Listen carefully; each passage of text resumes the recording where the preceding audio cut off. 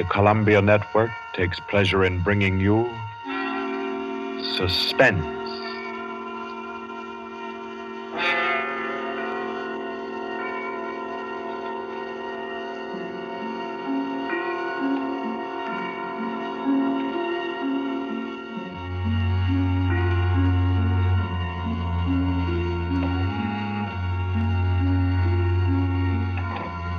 Suspense, Columbia's parade of outstanding thrillers, produced by William Spear and scored by Bernard Herrmann. Notable melodramas from stage and screen, fiction and radio, presented each week to bring you to the edge of your chair, to keep you in suspense.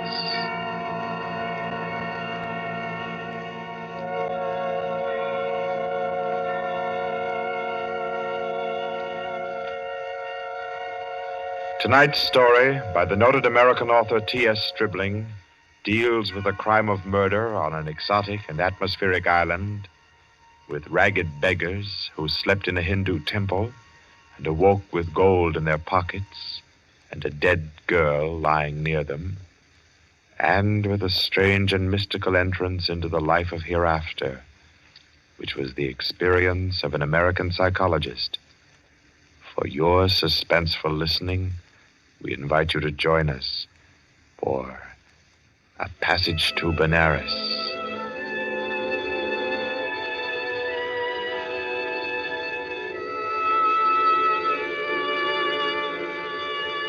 In Porto, Spain, in Trinidad, at 5:30 in the morning, Mr. Henry Pajoli, an American psychologist, stirred uneasily, became conscious of a splitting headache, opened his eyes in bewilderment, and then, with a shock, saw where he was. He got up, arranged his clothing.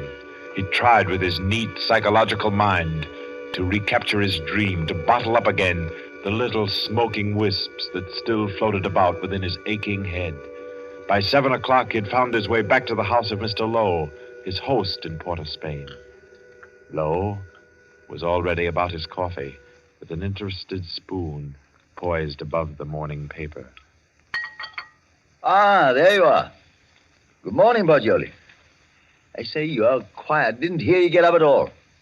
Have some breakfast? Oh, thanks. I've been out for a breath of air. What's the news today? Well, the new governor will arrive in Trinidad on the 12th, and, hello. Another native's killed his wife. Tell me, Pajoli, as a psychologist, why do coolies kill their wives? Oh, for various reasons, I imagine. Let's hear some of the facts. Oh, I say, this is a coincidence. Really putting on a show for you, Pajoli, on your first visit to Trinidad. How so? Well, you remember that wedding procession you and I watched last evening down at the Hindu temple? The temple? Oh, of course. The cream-colored little bride with the breastplates and the linked gold coins and the anklets and all the finery. Mm-hmm. And the bridegroom. What'd you say his name was? Budman Lal? Yes. Well, do you know what's happened? Budman Lal is in jail this morning, and his cream-colored little bride is dead, with her throat cut. No. Do they think he did it? No doubt of it. That's why he's in jail now. He always seemed like a sensible fellow, too. One of our best patrons. Which only proves my contention, Pajoli. A bridegroom of only 6 or 8 hours killing his wife without any reason at all.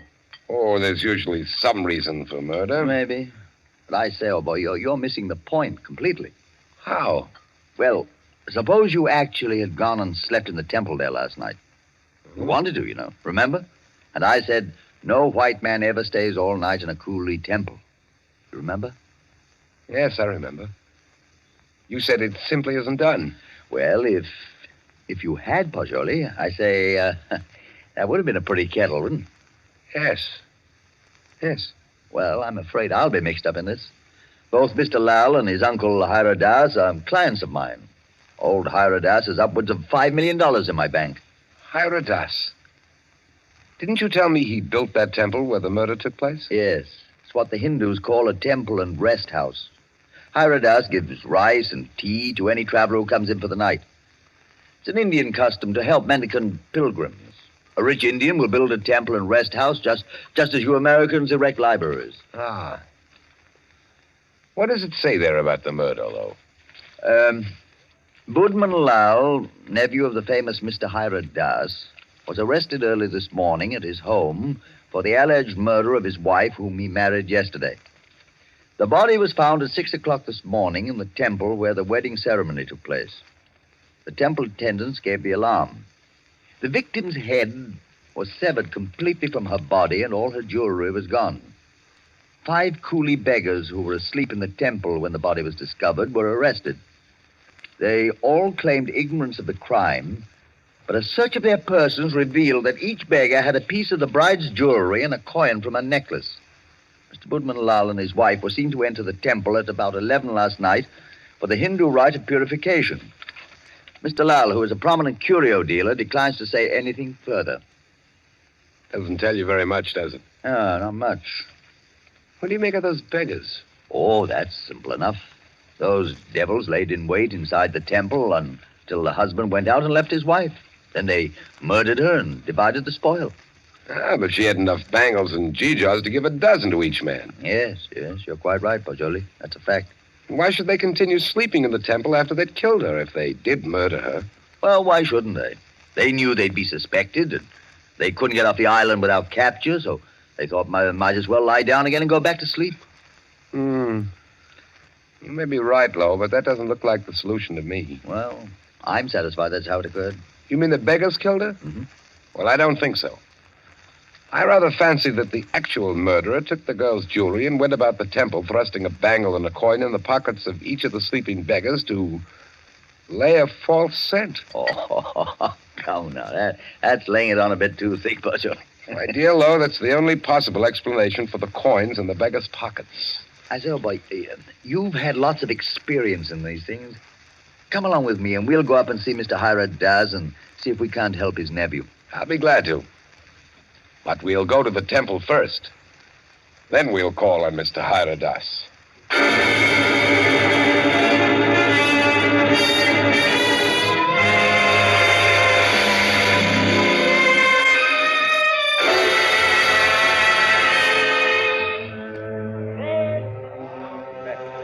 Well, here we are. In spite of the police guard at the door, the temple doesn't look sinister in the daylight. No, it just looks dirty.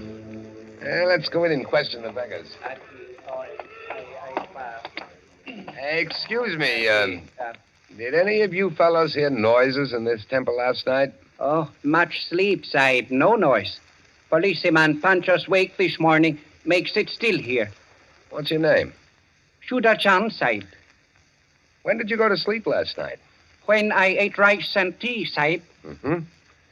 Do you remember seeing Budman Lal and his wife enter this building last night? Yes, remember, Sahib. Did you see them go out? No, Sahib. No one remember go out. You were all asleep then, huh? All asleep, Sahib.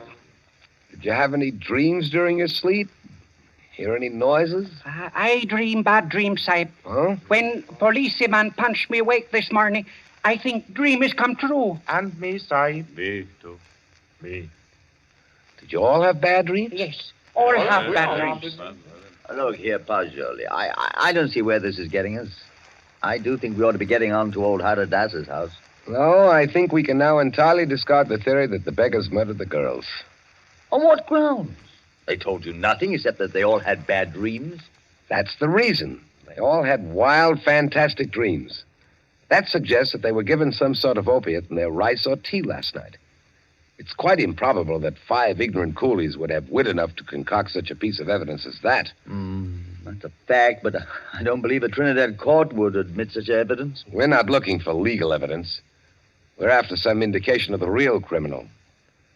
Now I suggest that we get onto the house of Hira Das.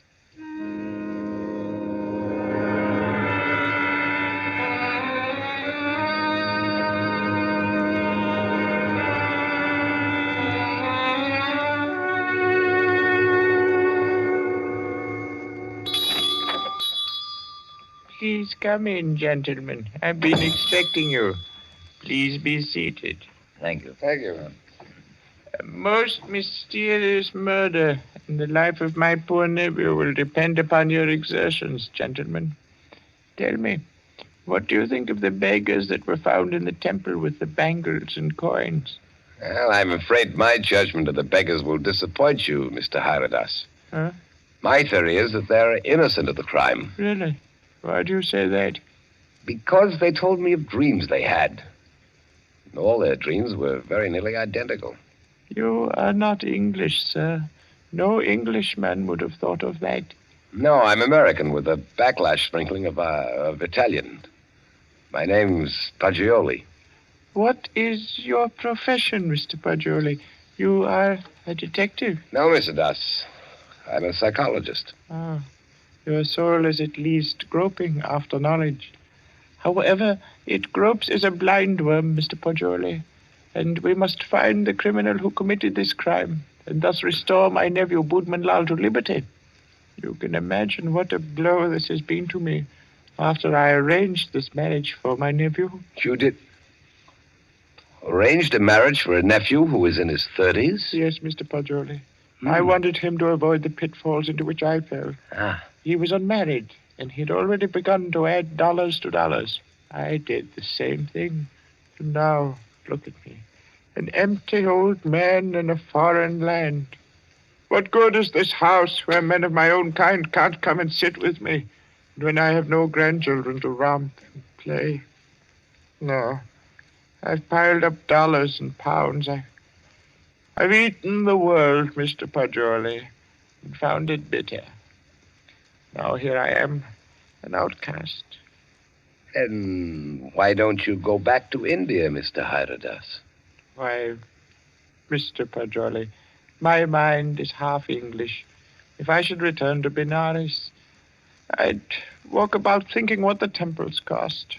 How much was the value of the stone set in the eye of Krishna's image? If I would ever be one with my own people again, Mr. Pajoli, I must leave this Western mind and body here in Trinidad. That's very interesting and moving, but we were discussing your nephew, Budman Lal. Wait. In searching for the criminal, I would suggest you look for a moneyed man. Let me tell you my suspicions, and you can work out the details. What are they? I went out to the temple this morning to have the body of my poor murdered niece brought here to my villa for burial. I talked to the 5 beggars, and they told me there was a 6th sleeper in the temple last night. Was there indeed? Yes, Mr. Lowe. A white man. A white man? Yes, Mr. Lowe. All 5 of the coolies and my man, Guka, told me it was true. But, Mr. Haradas, decapitation is not an American mode of murder. American? I was speaking generally. I mean, a white man's method of murder. That is indicative in itself. I meant to call your attention to that point.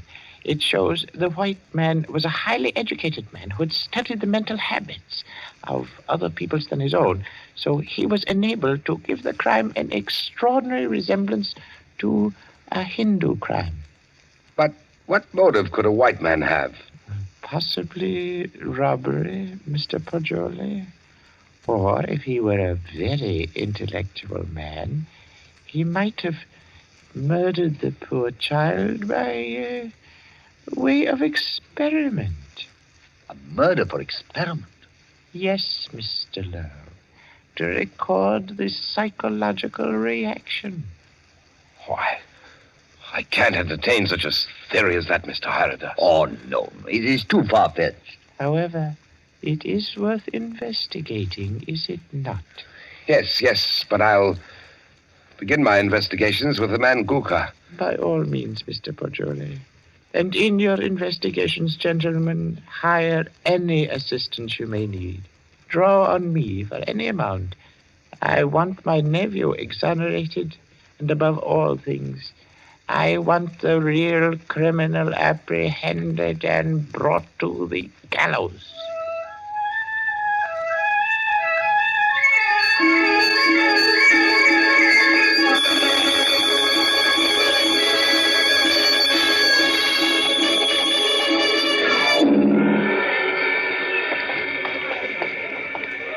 What do you think of that, Pajoli? White man in that temple.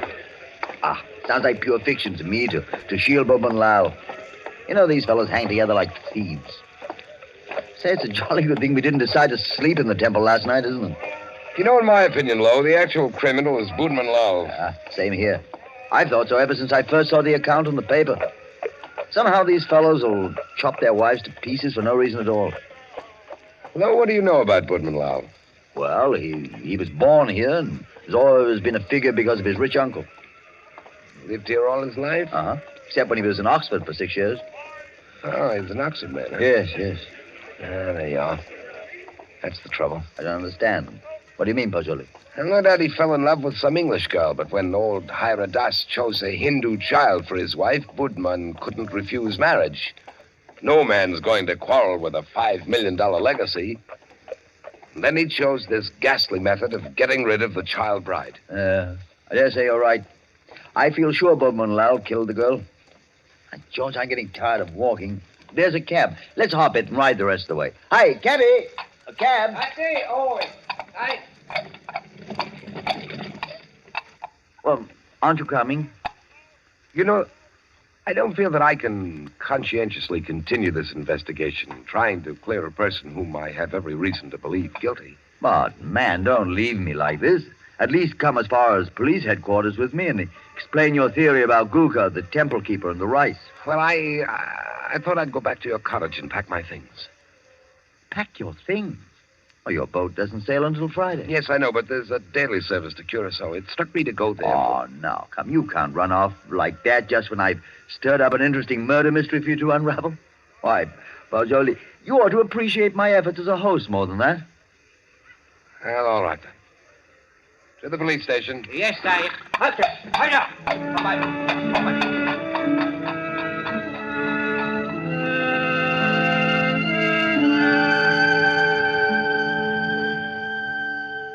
Chief Vickers, this is my friend, Mr. Pajoli. Mr. Pajoli, Mr. Vickers is chief of Trinidad's police force. How do you do? How do you do? Chief Vickers, I've asked Mr. Pajoli's counsel in the Budman Lau murder case. And he's already developed a theory as to who is the actual murderer of Mrs. Budman Lau. So have I. Now, in this matter, Chief Vickers, I want to be perfectly frank with you. I'll admit we're in this case in the employ of Mr. Hiradas and are making an effort to clear his nephew, Budman Lau. We felt confident you'd use the skill of the police department of Port of Spain to work out a theory clearing Budman Lau just as readily as you would to convict him. Our department usually devotes its time to conviction and not to clearing criminals. Yes, I know that, but if our theory will point out the actual murderer... What is your theory? Mr. Pajoli's deduction is based on the dreams of the men who were found in the temple. So Mr. Pajoli's deduction is based on dreams. It would be a remarkable coincidence, Mr. Vickers, if 5 men had lurid dreams simultaneously without some physical cause. It suggests strongly that their tea or rice was doped. Now, if you find out what soporific was used, then have your men search the sales record of the drugstores in the city to see who has lately bought such a drug. You will find the murderer. Uh-huh. How do you like Trinidad, Mr. Pajoli? I'd like it very much indeed. You've just arrived, haven't you? Yes. In what university do you teach back in the States? Ohio State. A chair of criminal psychology in an ordinary state university? I'm not a professor. I'm simply a docent, and I haven't specialized on criminal psychology. I quiz on general psychology. You're not teaching now? No, this is my sabbatical year. You look young to have taught in the university 6 years, but then you Americans start young in your land of specialists. Now, Mr. Pajoli, I suppose you're wrapped up heart and soul in your psychology. I am. You'd do anything in the world to advance yourself in the science. I rather think so. Especially keen on original research work. That's what he is, Chief Vickers. Do you know what he asked me to do yesterday afternoon? No, what, Mr. Lowe? Oh, I don't think we ought to burden Mr. Vickers with our household anecdotes. Oh, but I'm really curious. Just what did Mr. Pajoli ask you to do yesterday afternoon, Mr. Lowe? Oh, well, really nothing at all. It was just a little psychological experiment he wanted to do. And did he do it? Oh, no. I wouldn't hear of it. Oh, as unconventional as that? Oh, it was really nothing at all. I think I could guess your anecdote if I tried, gentlemen. About a half an hour ago, I received a telephone message from my man stationed at the temple to keep a lookout for you and Mr. Pajoli. Look out for us. Yes, because one of the coolies under arrest told him that Mr. Pajoli slept in the temple last night. Oh, but that's not true. That's exactly what he didn't do. He suggested it to me, but I said no. You remember, Pajoli, you didn't do it. Did you, Pajoli? Did you? You see, he did. Gentlemen, I had a perfectly valid and important reason for sleeping in the temple last night, and so I can only ask your sympathetic attention to what I'm about to say. Go on. You remember, Lo, you and I were down there watching a wedding procession. Well, just as the music stopped and the procession entered the building, suddenly it seemed to me as if they'd vanished. Naturally, they'd gone into the building. No, I don't mean that. I'm afraid you won't understand what I do mean. That the whole procession had ceased to exist, melted into nothingness. You see, that's really the idea in which the Hindus base their notion of heaven. Oblivion, nothing. Yes, I've heard that before. Well, our medieval Gothic architecture was the conception of our Western heaven, and I thought perhaps the Indian architecture had somehow caught the motif of the Indian religion, suggested nirvana. That's what amazed and intrigued me. That's why I wanted to sleep in the place. I wanted to see if I could further my shred of impression. Does that make any sense to you, Mr. Vickers? We are not interested why you went, Mr. Pajoli. We know a murder took place in the temple. You can't think that I committed a horrible murder as an experiment. You intellectual chaps do some pretty weird things, Mr. Pajoli. Why, only the other day I was reading about two young intellectuals. What? Yes, these fellows I read about also tried to turn an honest penny by their murder. I don't suppose you happened to notice yesterday that the little bride, Maila Ram, was almost covered with gold bangles and coins? Of course I noticed it. But I had nothing whatever to do with her. I did sleep in the temple. By the way, you say you slept on a rug just as the coolies did. Yes, I did. And you didn't wake up either, Mr. Pajoli? No. Then did the child's murderer happen to put a coin and a bangle in your pockets, just as he did the other sleepers in the temple? I don't know. I haven't looked in my pocket since then. Then please do so now, Mr. Pajoli. Oh, yes. Here they are, Mr. Vickers. You don't happen to have any more, do you? No. I've already been through all my pockets, and I haven't any more. Well, that's something. Of course, you might have expected just such a questioning as this and provided yourself with these 2 pieces of gold, but I doubt it. Somehow, I don't believe that you're an experienced enough man to think of such a thing. However, we shall see. I suppose you have no objection, Mr. Pajoli, to my accompanying you over to have a little search of your baggage in Mr. Lowe's cottage?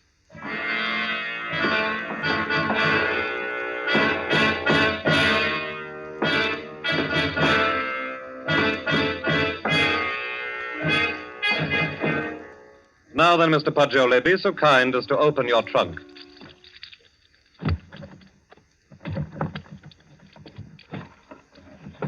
Good heavens. Mm-hmm. Just as I thought. A trunk tray full of bangles and coins. I'll say one thing for you, though, Mr. Pajoli. Your nerve almost got you by. But you can't believe that I did it. Well, you don't believe I did this, do you? I don't. In your trunk, Bajoli. If I did it, I was sleepwalking. God, to think that it's possible that right here in my own Well, trunk. we might as well start back, I suppose. This is all. I'll go back with you, Pajoli. I'll see you through. Somehow I can't. I won't believe you did it. Thanks. You know, Pajoli, you set out to clear Boatman Lal, and, well, dash it all, it looks as if you have. No, he didn't. Budman Lal was out of jail at least an hour before you fellows came into police headquarters to see me. Out? You mean that you turned him loose? Yes. How's that, Chief Vickers?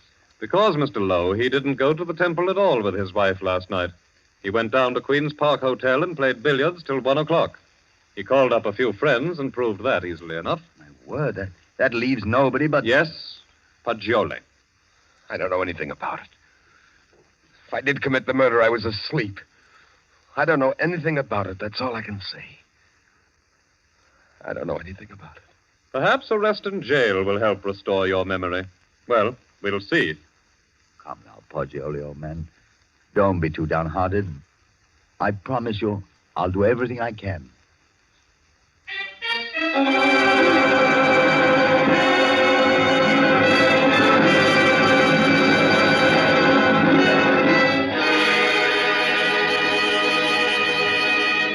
In the case against Henry Pajoli, having been duly tried by a jury of your peers who have been found guilty and by the powers invested in me, I herewith sentence you to be hanged by the neck until you are dead.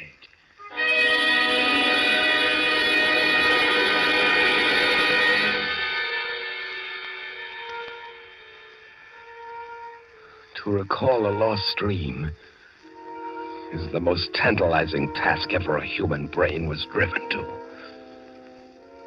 But if I lie still long enough on this bunk, perhaps I can recapture the dream I had in the temple last night. Yes. It seems to me that the image on the altar moved, and suddenly the dome overhead was opened and left me staring upward into a vast abyss, where I was alone in endless space, where all creatures and all matter that had ever been or ever would be were wrapped up in me, Pajoli. That was my dream. That's an odd thing. 6 men dreaming the same dream in different terms. There must be a physical cause for such a phenomenon. Of course! I've got it! Beggars! Whoa! I have it! I've solved it! Get me out of here! I know who killed the girl!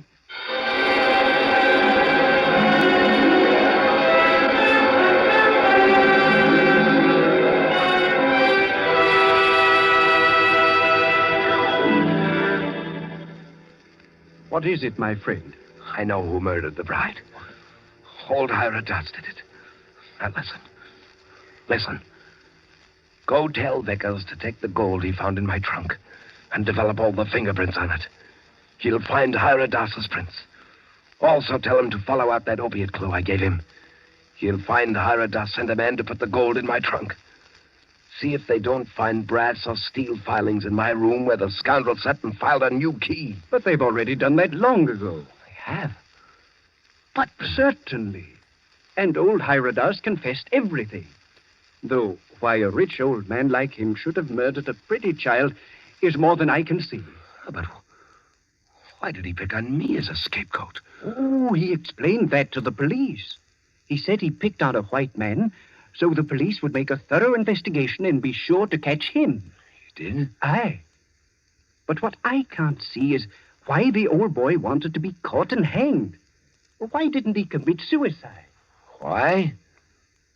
I know why. Because according to his religion, in that case his soul would have returned in the form of some beast. He wanted to be slain because he expects to be reborn instantly in Benares, with little Maila Ran as his bride instead of his nephew's. He hopes to be a great man with wife and children. All the things he was not, here in Trinidad. Yes, you must be right. Why didn't you come and tell me of old Hyradas's confession the moment it occurred? What do you mean keeping me here when you know I'm an innocent man? Why didn't you tell me before this? Because I couldn't.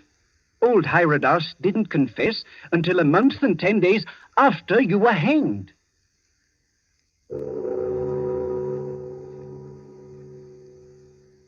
So ends A Passage to Benares, T.S. Stribling's tale of mysterious death and death mysterious.